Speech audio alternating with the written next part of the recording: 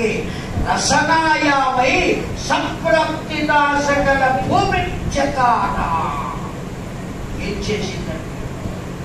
ఎప్పుడైతే ఆ చూపు చూసిందో గౌరీదేవి, ఆ చూపుతో ఒక్కసారిగా చెలించిపోయిన కాళికాదేవి నోరు తెరిచి నాలుకను బయటకు పెట్టింది. ఆ నాలుకను ఏం చేసిందండి? చాపగా చేసిందట. ఏమిగా చేసింది? ఆ చాప ఎంతవరకు ఆక్రమించింది? ఆ యుద్ధ రంగం మొత్తాన్ని ఆక్రమిస్తున్నది. భూమి మీద చాప పరిచినట్టు పరుస్తుంటే ఆ చాప మీదికి వస్తూ ఉంటే దిక్కు లేక ఎక్కడికి వెళ్ళాలో తెలియక చోటు లేక చాప మీదికి వచ్చారు. ఎవరు వచ్చింది? శుంభాసురుని సైన్యం మొత్తం వచ్చారు. శుంభాసురుడు ఒక్కసారి వాడి శక్తినంతా కూడగట్టుకుని ఆకాశంలోకి వెళ్ళాడండి. ఎన్ని వేల మంది రక్త బీజులు ఉన్నారో అన్ని వేల మంది ఆ నాలుక మీదకి వచ్చారు. అసలు రక్త బీజుడు కూడా నాలుక మీదకి వచ్చాడు. దిక్కులు చూస్తున్నాడు, ఏం జరుగుతుందో తెలియని స్థితిలో. చాపగా పరిచిన నాలుకను మొత్తము ఇంతమంది సేన ఆ నాలుక మీదకు వస్తే ఒక్కసారిగా నాలుకను లోపలికి తీసుకున్నది జగదంబ సేన. ఇన్ని అక్షోహిణీల సేన మొత్తం ఏమైపోయిందండి? లీనమైపోయిందండి. సాయుధ్యం ముక్తిని పొందారు. దుర్మార్గులైతే రాక్షసులైతే దేవ దుందుభులు మ్రోగినాయి. ఒక్కసారి ఒక్క రక్తబీజుడు లేనిప్పుడు ఎవ్వరూ లేరు. తన సైన్యం అంతా కూడా కనబడకుండా అయిపోయింది. ఇప్పుడు ఏం చేయాలో తెలియని స్థితిలో శుంభాసురుడు ఆకాశ వీధిలో నిలబడితే అమ్మవారు వికటాట్టహాసం చేసి ఒక్కసారి గాలిలోకి లేచి తన చేతి ఉన్న ఖడ్గంతో శుంభాసురుని శిరస్సు ఛేదించింది. జై జగదంబ విశ్వపాలిని మాతకు. దేవదుందుబులు మ్రోగినాయి.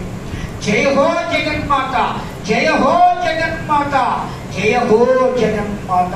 అంబ భవాని జగదంబ భవాని, భవాని జగదంబ భవాని, భవాని కాళికా భవాని, భవాని కాళికా భవాని, భవాని కాళికా భవాని, భవాని కాళికా భవాని, భవాని కాళికా భవాని, భవాని ఓ భవాని, భవాని జగదంబ భవాని, భవాని భవాని జగదంబ భవాని, భవాని జగదంబ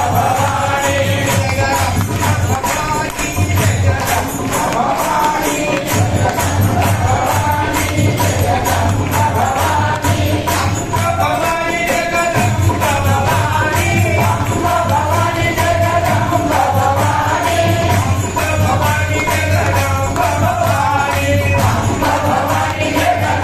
భవాని, భవాని జగదంబ భవాని, భవాని జగదంబ భవాని, భవాని జగదంబ భవాని, భవాని జగదంబ భవాని. జై బోలో జగదంబ విశ్వపాలిని మాతకు.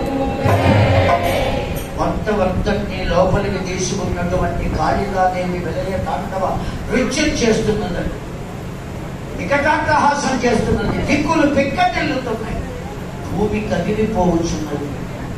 ఆ గౌరమ్మ చూచి శాంతం వ్యవస్థిత గగనం శైలభరివ మేఘాంతే కర్షకాణ భయం ప్రతయ.